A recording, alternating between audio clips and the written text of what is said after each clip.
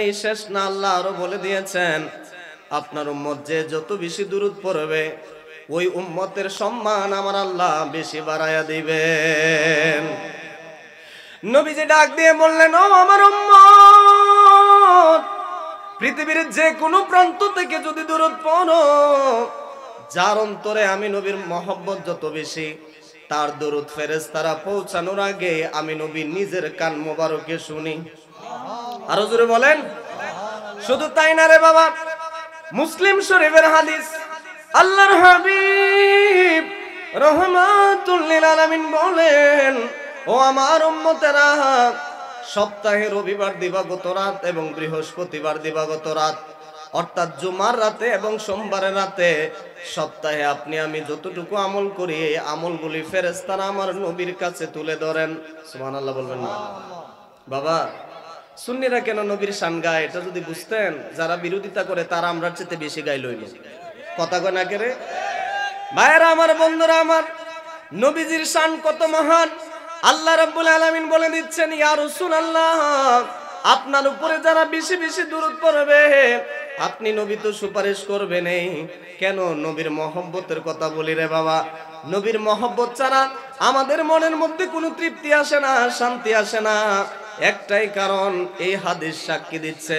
আমার নবী ডাক দিয়ে বললেন, ও আমার উম্মতেরা, সপ্তাহে যখন জুমার রাতে এবং বৃহস্পতিবার দিবাগত রাতে, পাশাপাশি রবিবার দিবাগত রাতে, সোমবারের রাতে, সপ্তাহে এই 2 দিন যখন ফেরেশতারা আপনি আমার আমল নামাগুলি যখন আল্লাহর নবীর দরবারে দেখায়, নবীজির কাছে যখন দেখায়, আমার নবী যখন দেখেন উম্মতেরা নেক আমল করে, মাহফিলের মধ্যে বসে নবীর মহব্বতে ছুটে যায়, তখন আমার নবী আমাদের পক্ষ থেকে সর্বপ্রথম আল্লাহর কাছে শুকরিয়া আদায় করে।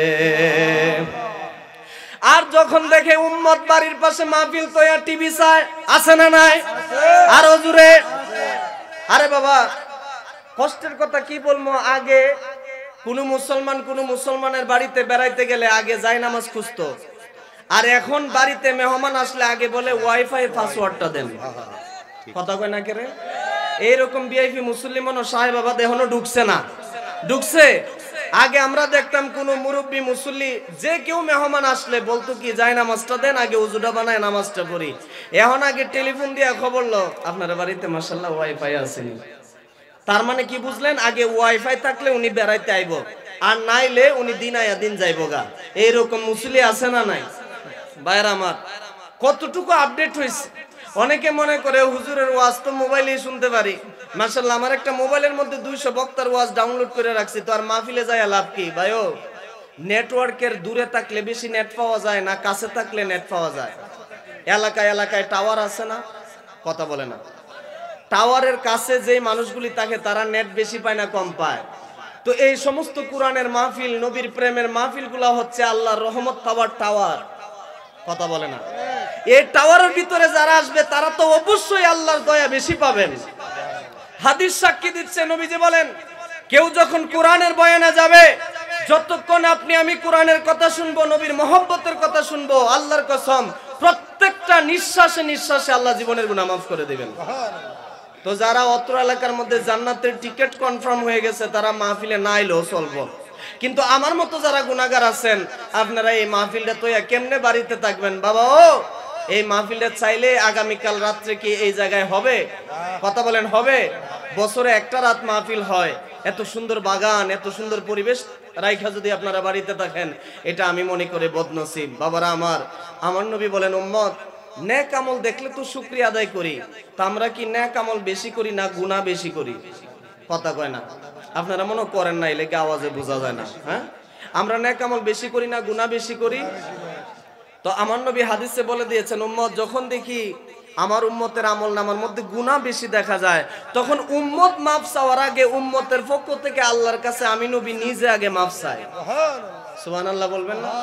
এখন বলেন, যেই নবী আমার গুনার জন্য আল্লাহর কাছে মাফ চায়, এই নবীর সাথে কি বড় আপন আর কেউ হইতে পারে? এই জন্যই সুন্নিরা নবীর শান বেশি কয়। সুবহানাল্লাহ বলবেন না? ভাইরা আমার, বন্ধুরা আমার, ভূমিকাতে আর সময় নিলাম না, সরাসরি কোরআনের মধ্যে চলে যাচ্ছি। আল্লাহ রাব্বুল আলামিন কোরআন শরীফের সূরা নিসার 69 নম্বর আয়াতে বলেন, বিসমিল্লাহির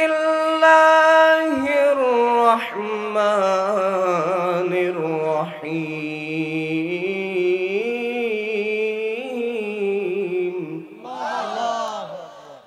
ওয়া মান ইউতি'ইল্লাহা ওয়া রাসূলাহু ফাউলাইকা মা'আল্লাযীনা আন'আমা আল্লাহু আলাইহিম মিনান নাবিয়্যিনা ওয়াস-সিদ্দীকিনা ওয়াশ-শুহাদা'i ওয়াস-সালিহিন ওয়া হাসুনা উলাইকা রাফীকা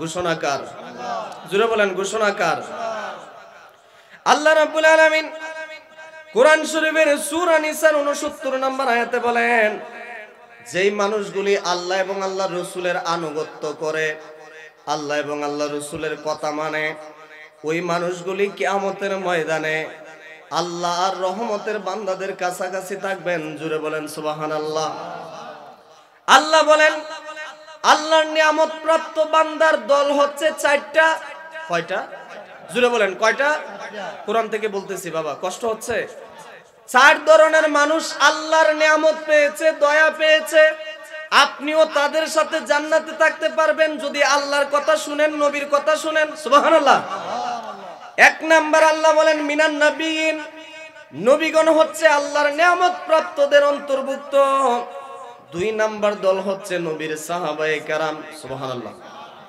3 নাম্বার হচ্ছে আল্লাহর রাস্তায় যারা জীবন বিলিয়ে দিয়েছেন সুবহানাল্লাহ 4 নাম্বার হচ্ছে ওয়াস-সালিহিন নেককার বুজুর্গ আল্লাহর ওলিরা সুবহানাল্লাহ বলেন তাহলে আল্লাহ এই আয়াতে কাউরে বাদ দেয় নাই নবীদের কথা বলেছেন নবীর সাহাবীদের কথাও বলেছেন নবীজির সাহাবীদের মধ্যে যারা জীবন দিয়েছেন শহীদদের কথা বলেছেন তারপরে নেককার ওলি আল্লাহদের কথা বলেছেন সুবহানাল্লাহ বলবেন না আল্লাহ শেষের অংশে বলেন ওয়া হাসুনা উলাইকা রাফীকা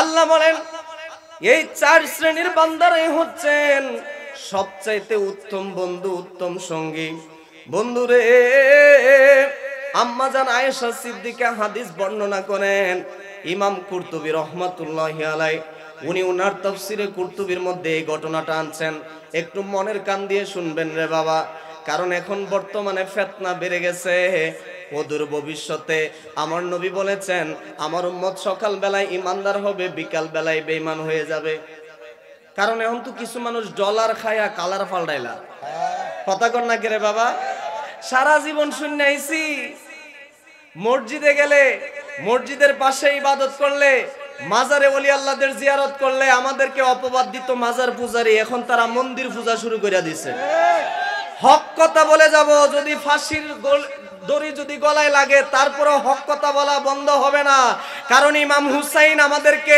আদর্শ শিক্ষা দিয়েছেন প্রয়োজনে জীবন দিয়ে দিবা কিন্তু ঈমানের ক্ষেত্রে চুল পরিমাণ ছাড় হবে না ভাইরা আমার সারা জীবন দেখলাম আমাদেরকে বলতো যে তারা মাজার পূজারি আমরা কি মাজার পূজা করি না জিয়ারত করি কথা বলেন আমরা পূজা করি না জিয়ারত করি মাজার শব্দের বাংলা অর্থ হচ্ছে জিয়ারত করা মাজার শব্দের বাংলা অর্থ কি জিয়ারত করা মাজার হচ্ছে আরবি শব্দ এটার বাংলা অর্থ কি জিয়ারত করা আপনি আপনার আব্বার কবরকেও মাজার বলতে পারবেন কোন দৃষ্টিতে জিয়ারত করা অর্থে কথা বোঝা যায় এমপি সাহেবের চেয়ারে বসার কারণে ওনার নাম এমপি সাহেব রিকশাওয়ালা উনি রিকশা চালায় এই জন্য অনেকে রিকশাওয়ালা বলে ডাকে আসলে কি ওনার নাম রিকশাওয়ালা নাকি অন্য একটা নাম আছে তার মানে এক একটা দায়িত্বের কারণে মানুষের নাম চেঞ্জ হয় ইমাম সাহেবকে আপনারা ইমাম সাহেব বলেন কেন ওনার নাম কি ইমাম সাহেব না উনি ইমামের দায়িত্ব পালন করেন এই জন্য ইমাম সাহেব বলেন কথা বলেন ঠিক না বেটি ঠিক তেমনি আমার বাবারা মাজারকেও আপনি জিয়ারত করা অর্থে আপনার আব্বার কবরকেও মাজার বলতে পারবেন কারণ যেখানে জিয়ারত হয় এটাই আরবিতে মাজার বলে বুঝাইতাম পারছি তো এখন আমার নবী রাহমাতুল্লিল আলামিন মুসলিম শরীফের হাদিসে সাক্ষী দিচ্ছেন নবীজি নিজে বদরের প্রান্তরে, উহুদের প্রান্তরে সাহাবায়ে কেরামের মাজার জিয়ারত করতেন। কোন সুন্নি মাজার পূজা করে না, কোন সুন্নি মাজারে সেজদা দেয় না, তারা জিয়ারত করে। কথা বলেন ঠিক না বেঠিক? যারা সেজদা দেয় তারা দিন ধর্মের কোরআন হাদিসের জ্ঞান জানে না। এই জন্য দুই একজন যদি উল্টাপাল্টা কাজ করে সব অপবাদের তীর আমাদের দিকে দেওয়া যাবে না। কথা বলেন ঠিক না বেঠিক?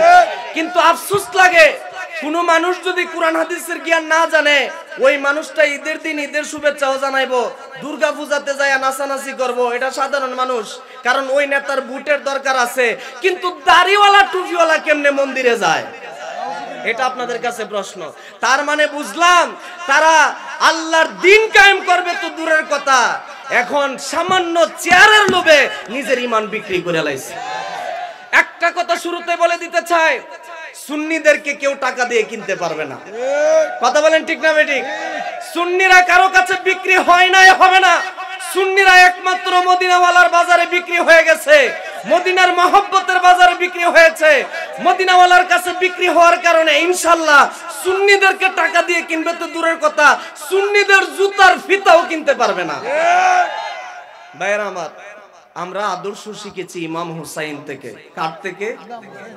ইমাম হুসাইন কি প্রমাণ করেছেন? বলেছেন, যদি ঈমান ইসলামের সাথে যদি দেখো বেজাল লেগে যায়, প্রয়োজনে নিজের জীবন দিয়ে দিবা, ঈমান দিবা না। কথা বলেন ঠিক না বেটি? কারণ ঈমানের দাম সবচেয়ে বেশি। কথা বলেন বাবা। আম্মা জান আয়েশা বলেন, নবীজির কাছে এক সাহাবী এসে বললেন, ইয়া রাসূলুল্লাহ, আমি যখন বাড়িতে চলে যাই আমার বড় টেনশন বেড়ে যায়, আমার বড় চিন্তা হয়। আমার নবী ডাক দিয়ে বললেন, কেন তোমার টেনশন বেড়ে যায়? ওই সাহাবী দুইটা চোখের পানি ছাইরা পাগলের মতো এলোমেলো চুল নিয়ে যখন আমার নবীর কাছে আসলেন, বললেন, ইয়া রাসূলুল্লাহ, আমার বড় টেনশন লাগে, কারণ আপনাকে তো আমি আমার নিজের জানের চাইতেও বেশি ভালোবাসি। সুবহানাল্লাহ বলেন। ইন্নাকা লা হাব্বু ইলাইয়া মিন নাফসি ওয়া ইন্নাকা লা হাব্বু মিন ওয়ালাদি। ও নবী গো, আমি আপনাকে নিজের জানের চাইতে বেশি ভালোবাসি, এমনকি আমার মা বাবার চাইতেও বেশি ভালোবাসি। ইয়া রাসূলুল্লাহ, আমি যখন বাড়িতে চলে যাই আমার মনের মধ্যে বড় তৃষ্ণা বেড়ে যায়। আপনার চেহারা মোবারকের কথা যখন মনে হয়ে যায়, আমি এতটুকু সময় ধৈর্য ধরতে পারি না, যতক্ষণ না আপনাকে না দেখতে পারি আমার মনের মধ্যে কোনো শান্তি পাই না। ওয়াইদা যাকারতু মাউতি ওয়া মাউতাক আরাফতু আন্নাকা ইয দাখালতাল জান্নাতা রুফি'তা মা'আন নাবিয়্যিন। ওই সাহাবী ডাক দিয়ে বললেন, ইয়া রাসূলুল্লাহ, দুনিয়াতে আমি আপনার সাহাবী ছিলাম। মনোযোগ আছে আমার দিকে? দুনিয়াতে আপনার সাহাবী ছিলাম, আপনার কাছে আসলে আপনি আমাকে আদর করতেন, আমার চেহারার মধ্যে আপনার নূরের হাত রাখতেন, আমার মাথার মধ্যে আপনার নূরের হাত বুলাইয়া দিতেন। ও নবী গো, আমার বড় টেনশন বেড়ে যায়। দুনিয়াতে যেমনে আপনারে আমি দেখি, আমি মরণের পরে আখিরাতের জার্নিতে আপনাকে দেখতে পারবো কিনা? জোরে বলেন সুবহানাল্লাহ। ওই সাহাবী কান্না করেন আর বলতেছেন, ইয়া রাসূলুল্লাহ, আমার সন্তান ভালো লাগে না, স্ত্রী ভালো লাগে না, ধন সম্পদ ভালো লাগে না, দুনিয়া ভালো লাগে না। ও মায়ার নবী গো, মনে হয় সারাক্ষণ আপনার চেহারা মোবারক দেখি। ইয়া রাসূলুল্লাহ, আপনি আমাকে বলেন, কবরের মধ্যে যাওয়ার পরে যদি আপনাকে দেখার, এই বাবা, আজকে আমাকে বিষয় দিছে কবরের বয়ান, এই তো কবরের কথা চলে আসছে। ওই সাহাবী ডাক দিয়ে বললেন, ইয়া রাসূলুল্লাহ, আমার যখন কবরে চলে যাব, আমি যখন কবরে যাওয়ার পরে আপনাকে দেখার যখন ইচ্ছা হবে, ইয়া রাসূলুল্লাহ, আমি আপনাকে দেখতে পারবো কিনা? অথবা আখিরাতে কোনো জার্নিতে যদি আমি বিপদে পড়ে যাই, ফুলসিরাতে, মিজানে, হাসরে, কিয়ামতের ময়দানে যদি কোনো বিপদে পড়ে যায়, আপনাকে আমি দেখতে পারবো কিনা? এই কথা বলার পরে আল্লাহর হাবিব চুপ থাকলেন, জবাবটা আমার নবীজি দেন নাই। নবীজির পক্ষে স্বয়ং আল্লাহ কোরআনের আয়াত নাজিল করে জবাব দিয়েছেন। আরেকটু মহব্বতের আওয়াজে বলেন না বাবা সুবহানাল্লাহ। আল্লাহ বলেন, وَمَن يُطِعِ اللَّهَ وَالرَّسُولَ فَأُولَٰئِكَ مَعَ الَّذِينَ أَنْعَمَ اللَّهُ عليهم من النبيين والصديقين والشهداء والصالحين নবীজির জবাব দেন নাই, স্বয়ং আল্লাহ নবীজির পক্ষে আয়াত নাজিল করে জবাব দিলেন। আল্লাহ বলছেন, কেউ যদি আল্লাহ এবং আল্লাহ রাসূলের আনুগত্য করে, আমার নবীর দেখানো পথে চলে, ওই মানুষগুলি আমার নবীর সাথে কিয়ামতের ময়দানে থাকবে। সুবহানাল্লাহ বলেন। ফাতাবাসসামা রাসূলুল্লাহ সাল্লাল্লাহু আলাইহি সাল্লাম। এই আয়াত নাজিল হওয়ার পরে আল্লাহর হাবিব মুস্কি হাসি দিয়ে ওই সাহাবীকে বললেন, যাও, তোমাকে আমি গ্যারান্টি দিয়ে দিলাম, কবরে, হাসরে, মিজানে, ফুলসিরাতে, আখিরাতের প্রত্যেকটা জার্নিতে তুমি আমার সাক্ষাৎ পাইবা। জুড়ে বলেন না সুবহানাল্লাহ। তাইলে কি বুঝলেন? দুনিয়াতে যার সাথে বেশি মহব্বত থাকবে, আপনি পরকালেও তার সাথে থাকতে পারবেন। সুবহানাল্লাহ বলেন। যুবক ভাইরা, যে 2-4 জন আসছেন, আমি ছোট হুজুর আপনাদের পায়ের নিচে হাত রেখে অনুরোধ করে বলে দিয়ে যায়, আপনারা যারা মোবাইলে নাটক সিনেমা দেখেন, যাদের স্টাইলে চুল কাটেন, যাদেরকে সেলিব্রিটি মনে করেন, যাদেরকে ফলো করেন, আল্লাহর কসম এই মানুষগুলি জাহান্নামে যদি যায় আপনারা লয়ে যাইব। আমাদের আপনাদের আদর্শ হবে একমাত্র আল্লাহর রাসূল। কথা বলেন ঠিক না বেঠিক? যারা দুনিয়াতে ভালোবাসার সবক দেয়, আপনি গিয়া দেখেন তারার সংসার জীবনে একজনেরও শান্তি নাই। আসল ভালোবাসা হবে একমাত্র আল্লাহ এবং আল্লাহর রাসূলের জন্য। কথা বলেন ঠিক না বেঠিক? বাবারা আমার, আল্লাহ রাব্বুল আলামিন কোরআন শরীফে বলেন, ইন্নাল্লাযীনা আমানু ওয়া আমিলুস সালিহাতি কানাত লাহুম জান্নাতুল ফিরদাউসি নুজুলা।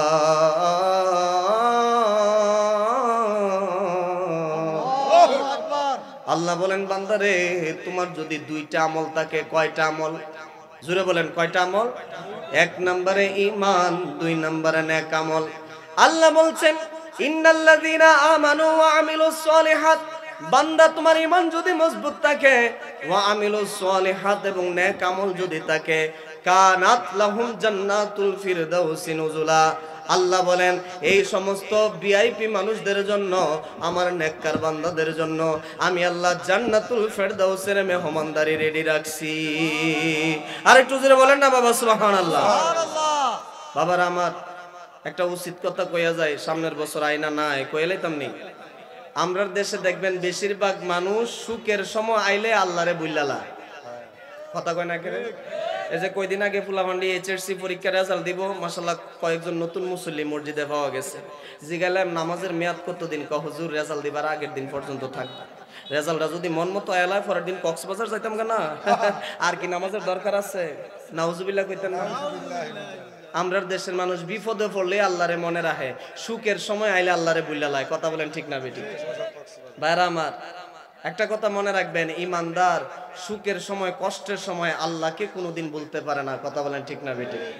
ভাইও, আমরা তো ওয়াজ করি টুকটাক, আপনাদেরকে একটা কথা বলে দিয়ে যায়, গরিব হইছেন এটা কোনো অপরাধ না, এটা নসিবের ব্যাপার। সুবহানাল্লাহ বলবেন। যদি গরিব থাকার পরেও যদি দুনিয়াতে হক হালাল বাচ্চা চলতে পারেন, আমার নবী বলেন, আমার উম্মতের বাঙ্গাগর যাদের, যারা গরিব, যারা একবেলা খাইলে আরেক বেলা খাইতে পারে না, এই সমস্ত উম্মত যদি আদর্শ ঠিক রাখতে পারে, আমি নবী ওয়াদা দিলাম 500 বছর আগে ধনীরা জান্নাতে যাইবার আগে আমার উম্মতের গরিবরা জান্নাতে ঢুকবে। কথাটা আর একটু সহজ করে বলি, অর্থাৎ ধনী মানুষ জান্নাতে যাওয়ার 500 বছর আগে গরিব মানুষ জান্নাতে যাবে। সুবহানাল্লাহ বলেন।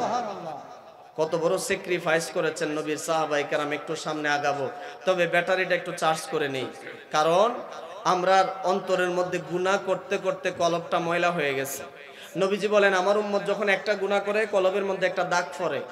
বাবা, আমি আপনি যখন দুনিয়াতে আসছি, কলবটা একেবারে ফুলের মতো সুঘ্রাণ ছিল, পবিত্র ছিল।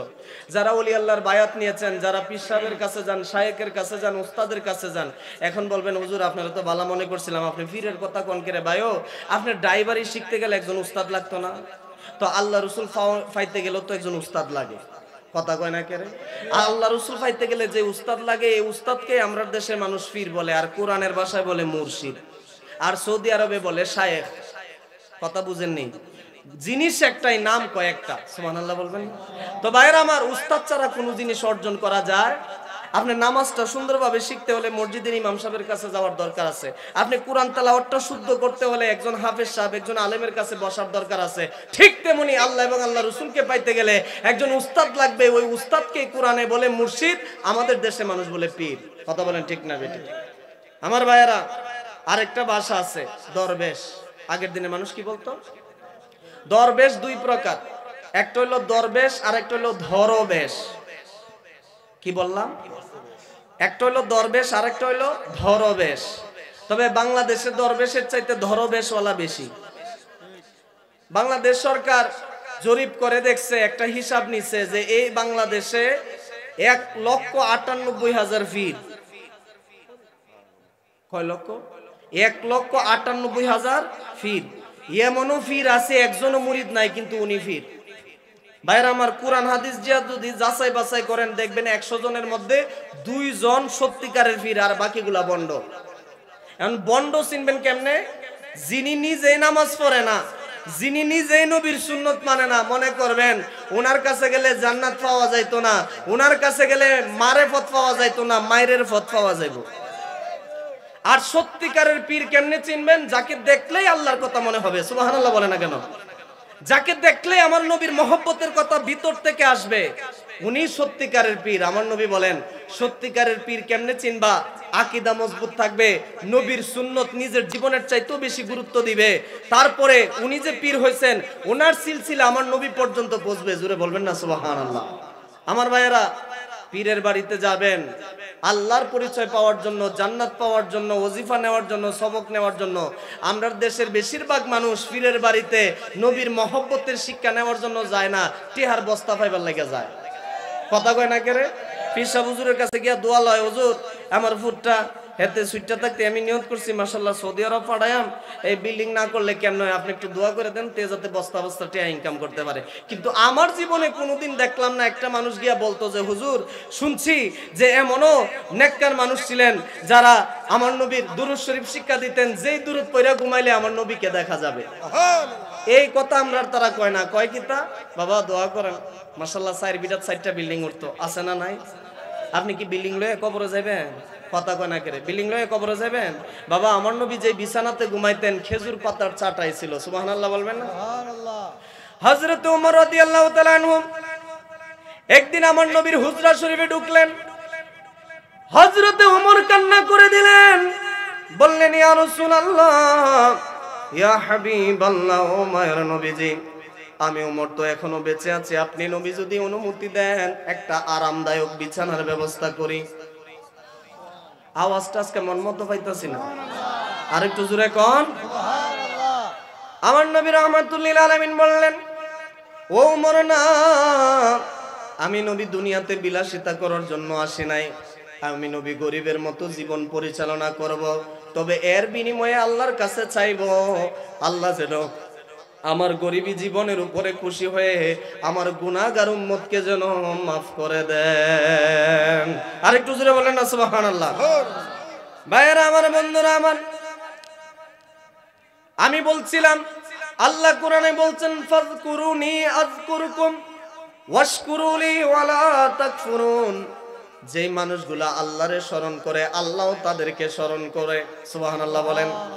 ভাইয়ারা আমার, ইমানদার সুখের সময় দুঃখের সময় সব সময় আল্লাহকে স্মরণ রাখে।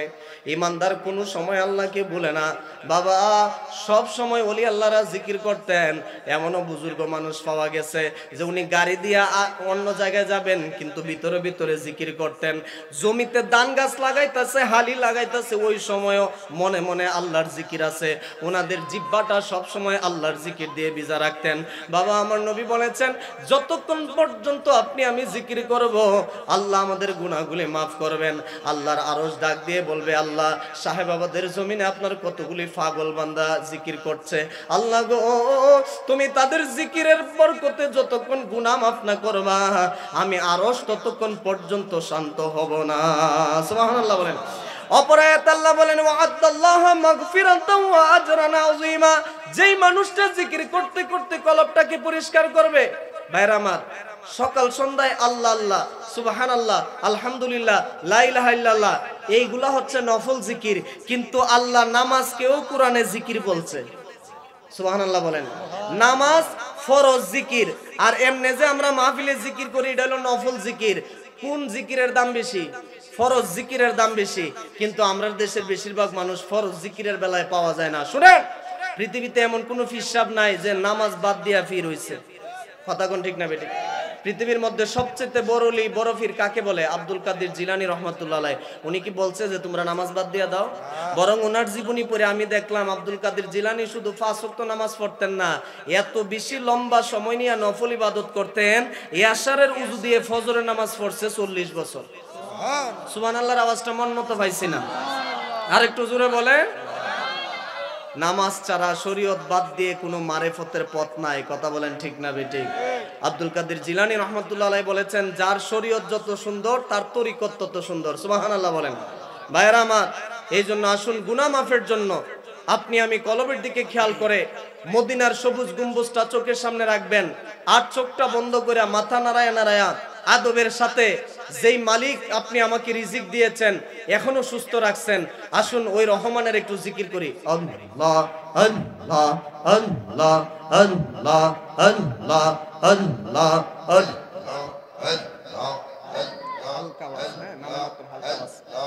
মাশাআল্লাহ। হ্যাঁ, আল্লাহ আল্লাহ আল্লাহ আল্লাহ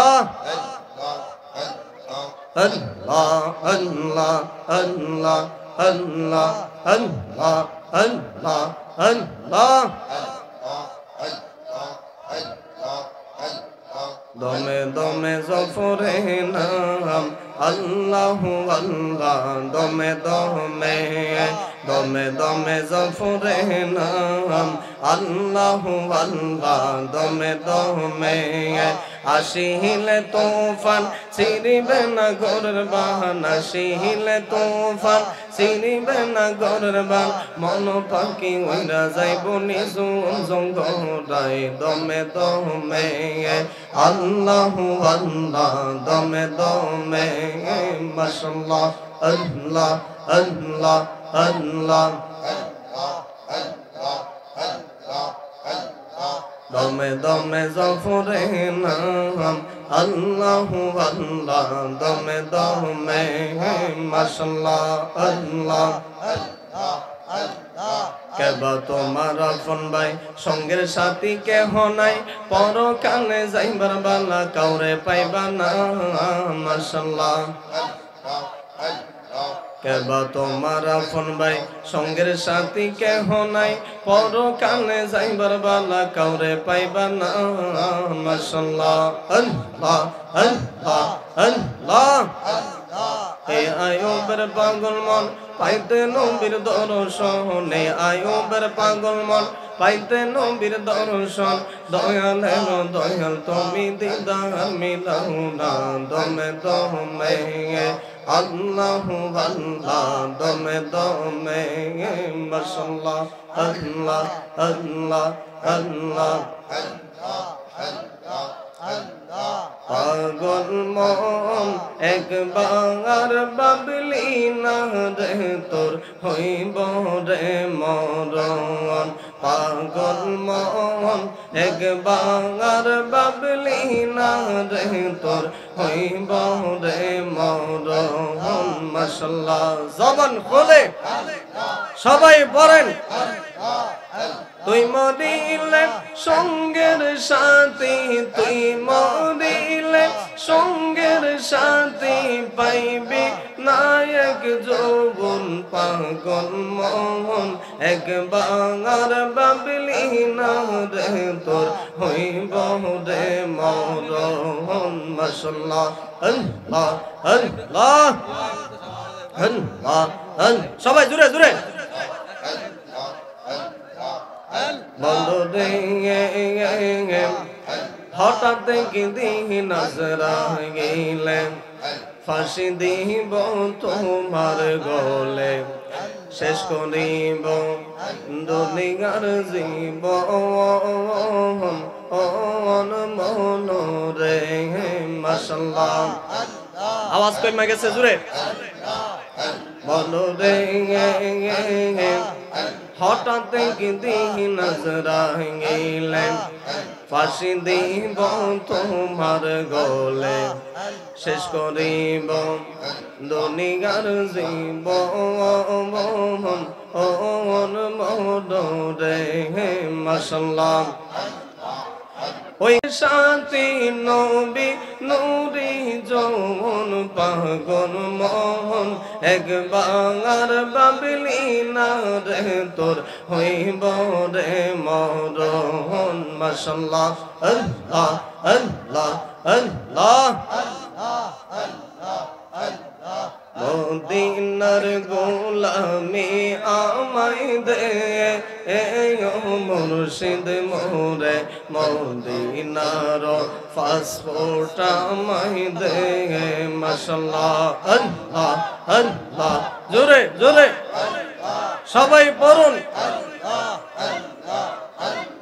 মদিনার ভিসা আমায় দে মুর্শিদ মোরে মদিনার গোলামি আমায় দে মাশাআল্লাহ টাকা চাই না পয়সা চাই না হীরা মানিক মুক্তা চাই না গো মাশাআল্লাহ একসাথে টাকা চাই না পয়সা চাই না হীরা মানিক মুক্তা চাই না গো বাঙ্গা কপাল জোড়া লাগাই দে মুর্শিদ মোরে মদিনার গোলামি আমায় দে মাশাআল্লাহ মদিনার ভিসা আমায় দে মুর্শিদ মোরে মদিনার পাসপোর্ট আমায় দে মাশাআল্লাহ আল্লাহ আল্লাহ আল্লাহ ও মাবুদ মওলা গো কি নাম লয়া ডাকবো গো তোমারে মাশাআল্লাহ ও মাবুদ মওলা গো কি নাম লয়া ডাকবো গো তোমারে মারহাবা কি নাম লয়া ডাকলে তোমায় কি নাম লয়া ডাকলে তোমায় তোরাই বান্দা রে কি নাম লয়া ডাকবো গো তোমারে মাশাআল্লাহ এক ডাইকাছেন মূসা গো নবী তোর পাহাড়ে মূসা নবী গিয়েছেন চলে মাশাআল্লাহ এক ডাইকাছেন মূসা গো নবী তোর পাহাড়ে মূসা নবী গিয়েছেন চলে মাশাআল্লাহ খোদার নূরে পাহাড় জ্বলে খোদার নূরে পাহাড় জ্বলে মূসা নবী জ্বলল রে কি নাম লয়া ডাকবো গো তোমারে ও মাবুদ মওলা গো কি নাম লয়া ডাকবো গো তোমারে মারহাবা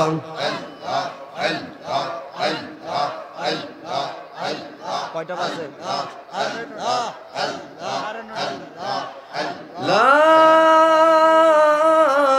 ইলাহা ইল্লাল্লাহ মুহাম্মাদুর রাসূলুল্লাহ সাল্লাল্লাহু আলাইহি ওয়াসাল্লাম মহব্বতে বলেন আল্লাহু আকবার আল্লাহু আকবার বিল্লাল ভাই একটা স্লোগান দিতে হবে আওয়াজ যেন আমার নবীর রওজা পর্যন্ত পৌঁছে আপনারা সবাই জোরে আওয়াজ দিবেন রাজি আছেন তো ইনশাআল্লাহ শুরু করেন নারে তাকবীর আল্লাহু আকবার নারে রিসালাত ইয়া রাসূলুল্লাহ নারে গাউসিয়া ইয়া গাউসিয়া আহলে সুন্নাত সুন্নাত ওয়াল জামাত আহলে সুন্নাত ওয়াল জামাত রিসালাতের স্লোগান যেখানে মিলাদ কিয়াম যেখানে নারে তাকবীর সবাই বলেন মারহাবা। জিকির করছি, আপনারা খুশি হয়েছেন? আমরা দেশে দেখবেন নির্বাচন আইলে নেতার নামের স্লোগান দেয়, তখন পাবলিক ফতোয়া দেয় না, আল্লাহর নামের জিকির করলেই কিছু মানুষ বেদাত ফতোয়া দেয়। আছে না নাই? আছে। ভাইরা আমার, আল্লাহর জিকির সব সময়, জি মাশাআল্লাহ বাজানে সিগন্যালাইছে। যাই হোক, হ্যাঁ বাবা একটু মনের কান দিয়ে শুনেন। আমি 4 ঘন্টার ওয়াজটা 40 মিনিটে টানতেছি, আপনাদের মনোযোগ লাগবে, ধৈর্য লাগবে। আমি যথেষ্ট কিতাবাদি নিয়ে আসছি আলহামদুলিল্লাহ। আমাদের একটা অপবাদ দেয় যে আমরা নাকি নবীর গজল ছাড়া, নবীর সম্মান ছাড়া আর জিকির ছাড়া নাকি কোনো ওয়াজ পারি না। কিতাব লইয়া আইছি, আয়ো বাইফুত দেখাই দেই নবীর সম্মান কোরআনে আছে না নাই? কথা বলেন ভাইরা আমার, ডানে বামে নয়, আমি আমার বিষয়ের উপরে আছি, মনের কান দিয়ে শুনেন। বুখারী শরীফের হাদিস, অধ্যায়ের নাম কিতাবুল জানায়েজ, হাদিস নাম্বার 1277। এই হাদিসের মধ্যে পাওয়া যায় একজন মহিলা মানুষ, মহিলা সাহাবী আমার নবীর কাছে গিয়ে বললেন, ইয়া রাসূলুল্লাহ, আমার বড় আশা আপনাকে আমি একটা হাদিয়া দিব। সুবহানাল্লাহ, মহব্বতের আওয়াজে বলেন সুবহানাল্লাহ। আমি কোনো বারবার কইতাম না সুবহানাল্লাহ কোন, আপনারা একটা আন্তাজ আছে না?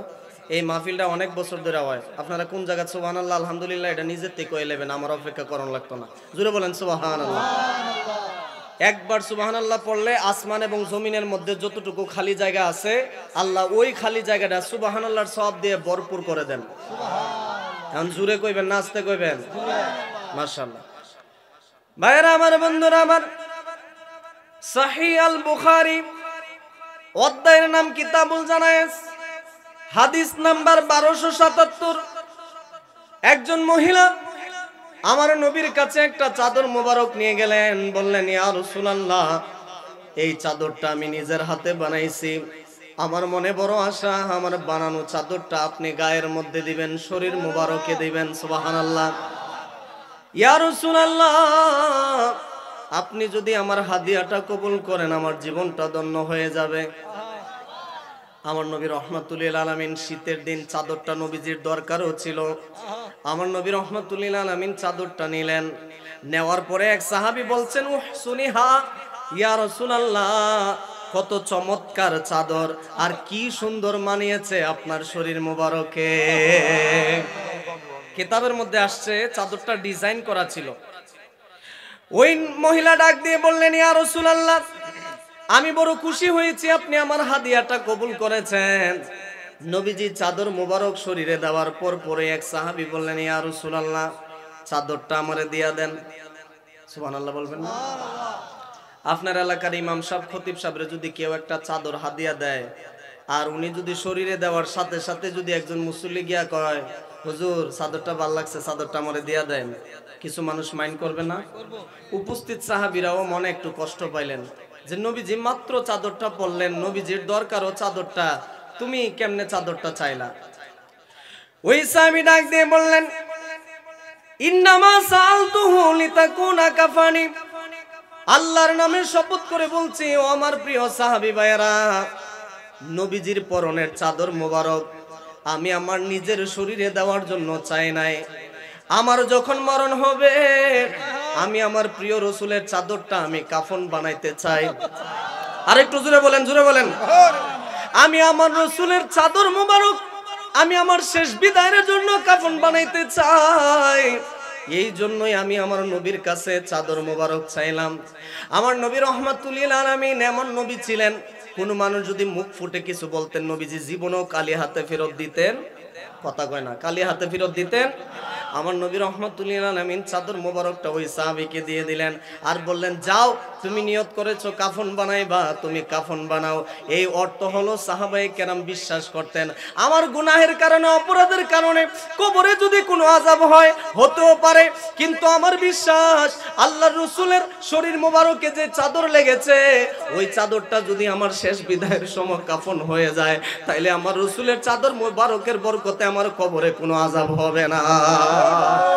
আরে বাবা রাসূলের চাদর মুবারক তো অনেক উপরে, নবীজি ওযু করে কুলি করা পানি দিলে সাহাবায়ে কেরাম পান করতেন। বুখারীর 376 নম্বর হাদিস খুলেন, নবীজি সাল্লাল্লাহু আলাইহি ওয়াসাল্লাম যখন ওযু করতেন, যখন কুলি করা পানি ফেলতেন, সাহাবায়ে কেরাম বিখারীর মতো দুটো হাত বিছিয়ে দিতেন।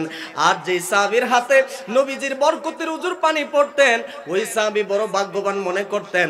শুধু তাই না, সাহাবায়ে কেরাম পান করতেন, চেহারাতে মালিশ করতেন, শরীরে মালিশ করতেন।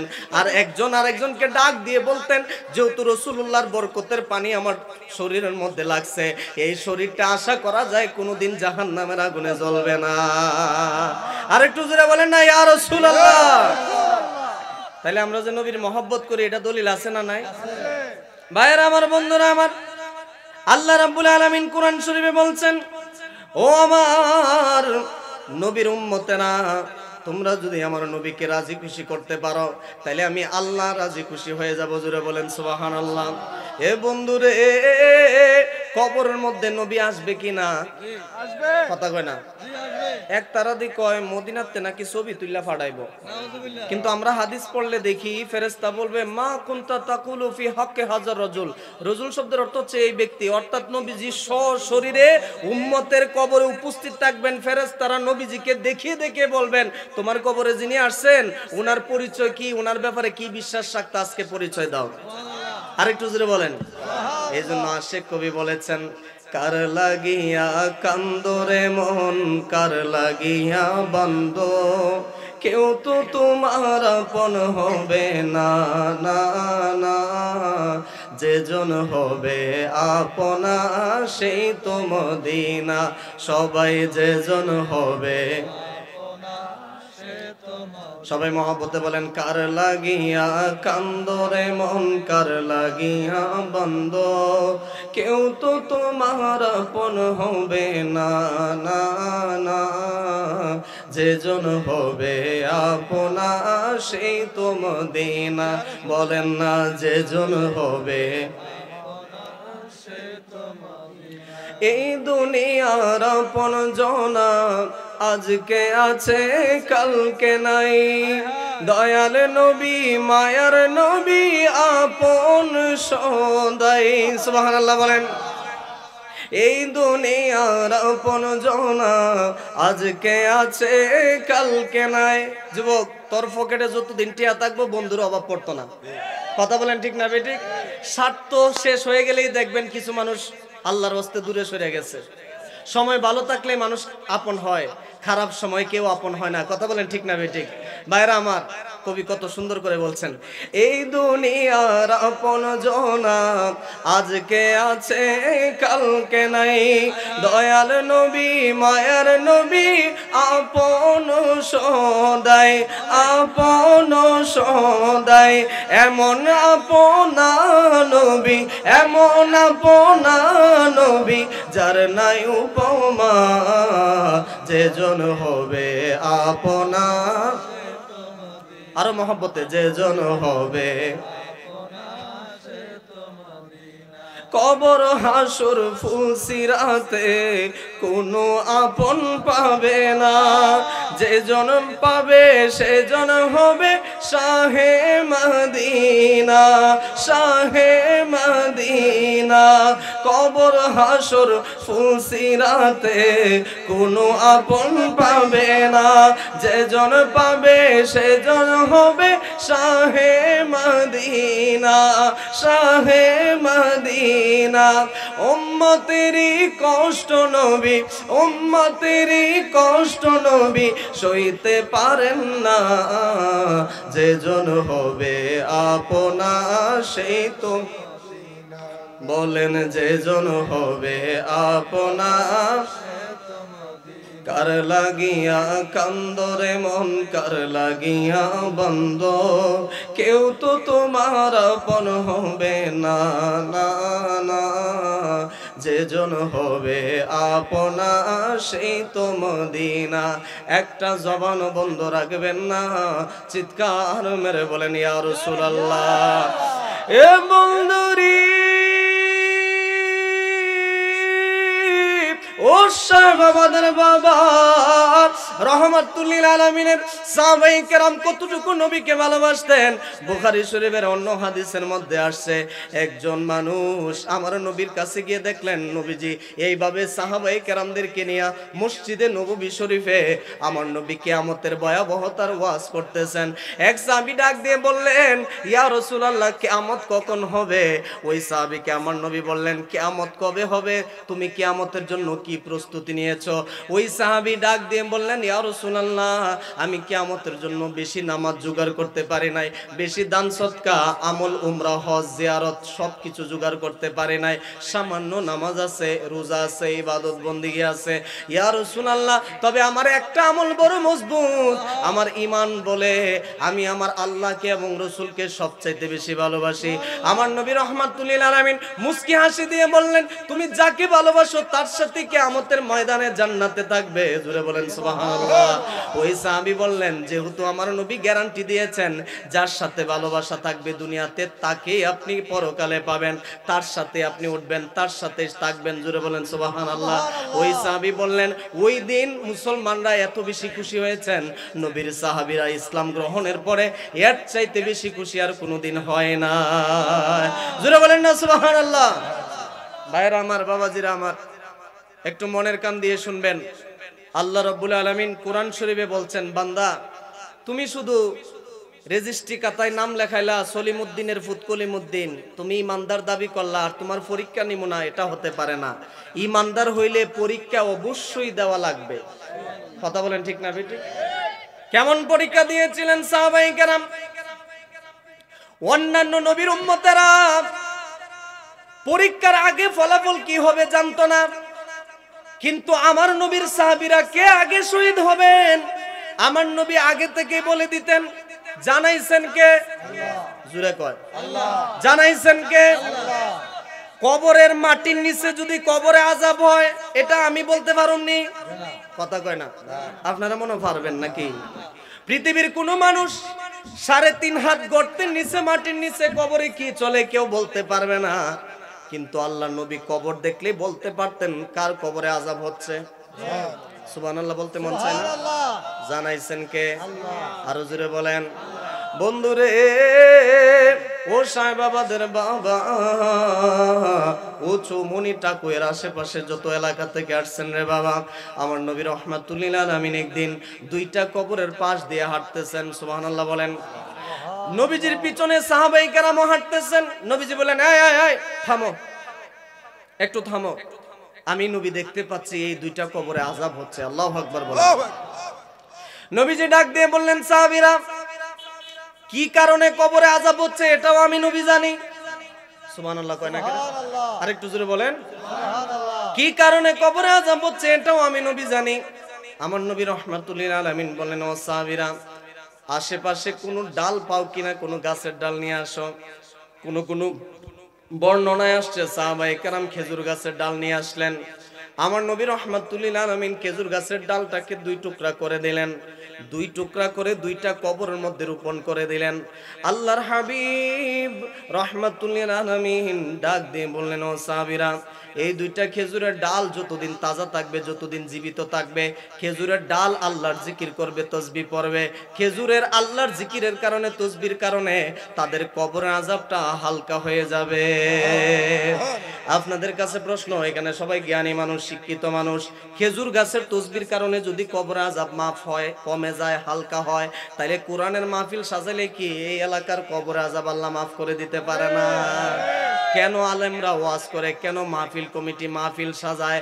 যদি এই মাহফিলগুলা যদি আলেম আইনা কোরআন হাদিস বয়ান করার সুযোগ না থাকতো, তাইলে আউল বাউল ফাউল কতগুলা যাত্রা গানের আড্ডা দিত। কথা বলেন ঠিক না বেঠি? এই যাত্রা গান পরিবর্তন করে কোরআন শোনার ব্যবস্থা করে দিছে। আলহামদুলিল্লাহ বলেন।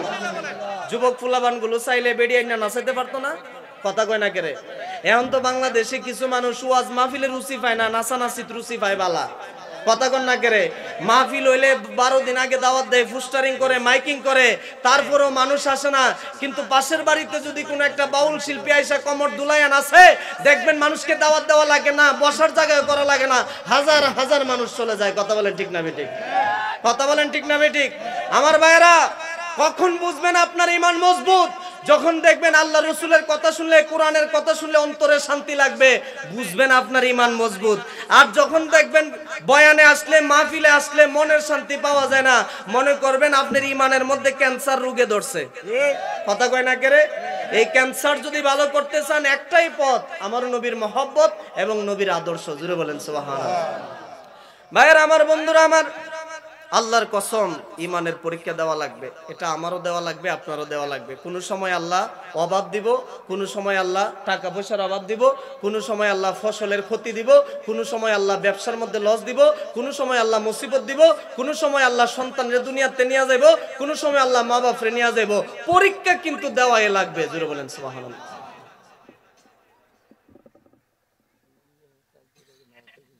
আচ্ছা বাবারা আমার, আমি বলছিলাম ঈমানের পরীক্ষা দেওয়াই লাগবে। কারণ আল্লাহ প্রত্যেকটা মানুষকে পরীক্ষা করবেন যে বান্দা আমার উপরে ঈমান কতটুকু মজবুত আছে, বান্দা আমার উপরে কতটুকু ভরসা করে, এটা আল্লাহ পরীক্ষা নেবেন। একটা মাত্র দৃষ্টান্ত দিচ্ছি, উপমা দিচ্ছি, এক্সাম্পল দিচ্ছি, মনের কান দিয়ে শুনেন। আমার নবী রাহমাতুল লিল আলামিন, নবীজির দুনিয়ার হায়াত মোবারকের মধ্যে 63 বছরে ছোট বড় সর্বমোট 80টা যুদ্ধ করছেন। সুবহানাল্লাহ বলেন। ভাইও, বর্তমানে পুরা দুনিয়ার অমুসলিম, বেঈমান, কাফের, নাস্তিক সবাই এক হয়ে গেছে, কিন্তু আফসোস আমরা মুসলমান এখনো এক হতে পারি নাই।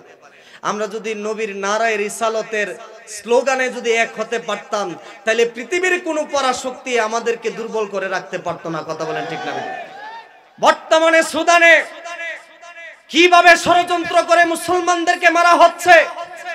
পৃথিবীর সবচেয়ে বড় সন্ত্রাসী আমেরিকা, পৃথিবীর সবচেয়ে জঙ্গিবাদী আমেরিকা, যারা মানবতার কথা বলে, কিন্তু তারাই 19টা বছর আফগানিস্তানে যুদ্ধ করেছে। তাদের ভাষায় 19টা বছর যুদ্ধের পরে ওই মোল্লাদের কাছে, আফগানিস্তানের হুজুরদের কাছে তারা পারে নাই, তাদের ব্যাগ গাট্টি লয়ে আবার আমেরিকাতে ফালাইছে। আপনারা বলেন, মোল্লাদের কাছে তো কোনো দামি অস্ত্র ছিল না, তবে একটা দামি অস্ত্র ছিল, এটা হচ্ছে ঈমান। কথা বলেন ঠিক না ঠিক? ঈমানদার যদি আমরা ঈমানের পরীক্ষা সুন্দরভাবে দিতে পারি, পৃথিবীর কোনো সুপার পাওয়ার, পৃথিবীর কোনো পরাশক্তি ঈমানদারের সামনে টিকবে না। কথা বলেন ঠিক না ঠিক? মুসলমান সাহাবায়ে কেরাম যখন দেখতেন ঈমানের জন্য জীবন দিতে হবে, এক চুল পরিমাণও পিছপা হন নাই। কথা বলেন ঠিক না ঠিক? কিন্তু আমরা কিনা ক্ষমতার লোভে, চেয়ারের লোভে বিভিন্ন মানুষের সাথে কুরআন হাদিসের ভুল ব্যাখ্যা দিয়ে আতাত করে চলি, গোপন সম্পর্ক করে চলি। কথা বলেন ঠিক না বেটি? ভাইরা আমার, মুখে একটা আর অন্তরে আরেকটা থাকলে এটার কি বলে? মুনাফিক। কথা বলেন। মুনাফিক সাহেবাবাদ একজনও নাই, আছে আও নাই। হ্যাঁ, অন্য এলাকা তো সাহেবাবাদের মাশাআল্লাহ সবাই আল্লাহর ওলি, তাহাজ্জুদ গুজার মানুষ, অরিজিনাল মুসল্লি। ভাইরা আমার, মুনাফিক চিনবেন কেমনে? তাদের দলে গেলে বলবে, আও আমরা তো তোমরা দলে আছি, মুসলমানের লগে আমরা তো একটু দুষ্টামি আনা করছি। এই মুনাফিক নবীর জামানায়ও ছিল। কথা বলেন ঠিক না বেটি? কত বড় গাদ্দার! নবীজির পিছনে নামাজ পড়েছে, গোপনে গোপনে চেষ্টা করেছে নবীজিকে কিভাবে দুনিয়া থেকে হত্যা করা যায়। নাউজুবিল্লাহ বলবেন না? আমার নবী তো রাহমাতুল লিল আলামিন, নবীজি কাউরে জীবনে বদদুয়া দিছে শুনছেন? নবীজি চাইছিলেন আব্দুল্লাহ ইবনে উবাই ইবনে সলুলের জানাজা পড়ানোর জন্য, কিন্তু আল্লাহ আয়াত নাজিল করে আমার নবীকে নিষেধ করেছেন, ইয়া রাসূলুল্লাহ সে মুনাফিক ছিল, সে বেয়াদব ছিল, আপনি তার জানাজা পড়বেন না। কথা বলেন ঠিক না বেটি? একটা কথা মনে রাখবেন, কাফের কাফের জাহান্নামে যাবে, কিন্তু মুনাফিক কাফেরের চাইতেও ভয়ঙ্কর।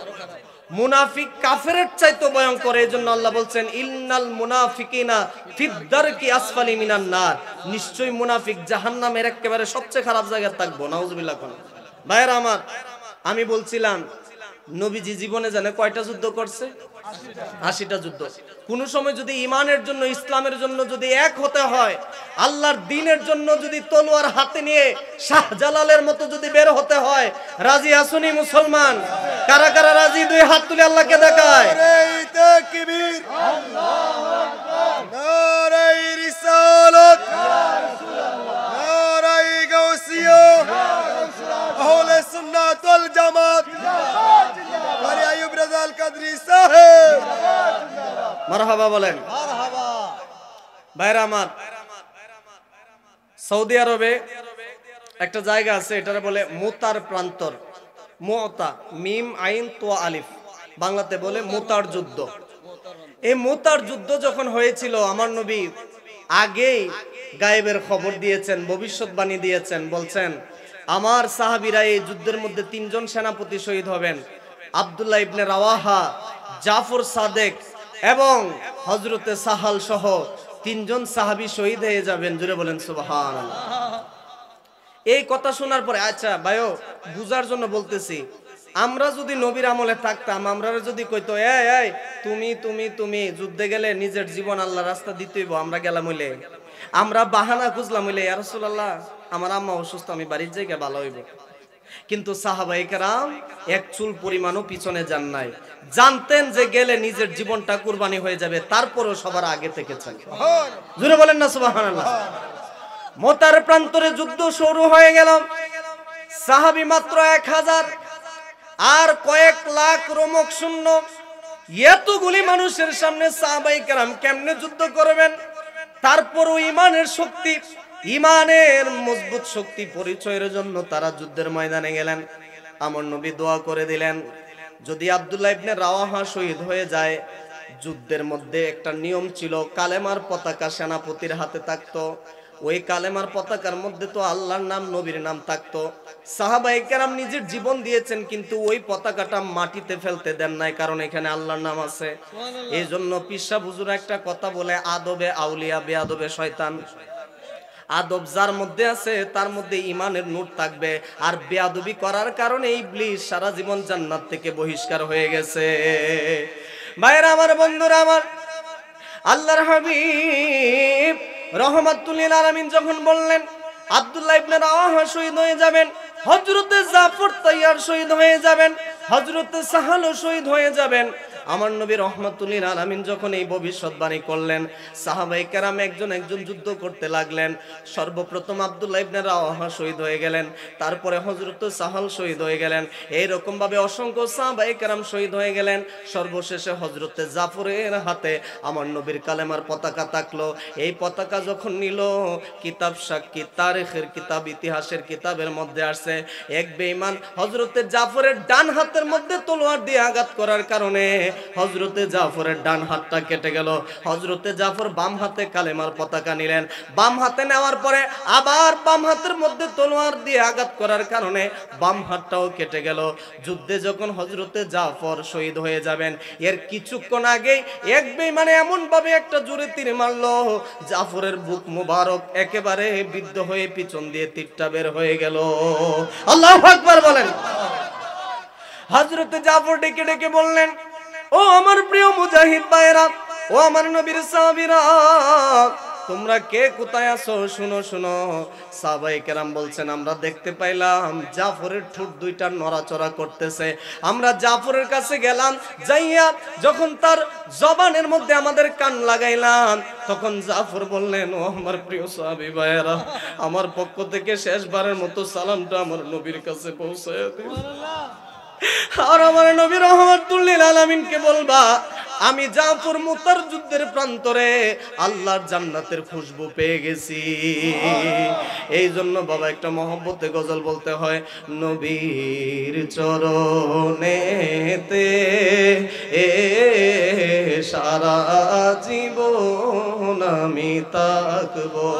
নবীর চরণ মানে নবীর মহব্বত থেকে কোনোদিন দূরে যাবেন না। রাজি আছেন তো? 2 হাত তুলেন, মিডিয়াম্যান যারা আছেন একটু কষ্ট করে ঘুরান, এই আল্লাহর বান্দাগুলারে রেকর্ড করেন, ফেরেশতারাও রহমতের ক্যামেরা দিয়ে ভিডিও করতেছেন, একটু 2 হাত তুলে নারায় নারায় বলেন, নবীর চরণেতে সারা জীবন আমি, মহব্বতে বলেন, নবীর চরণেতে সারা জীবন ভালোবেসে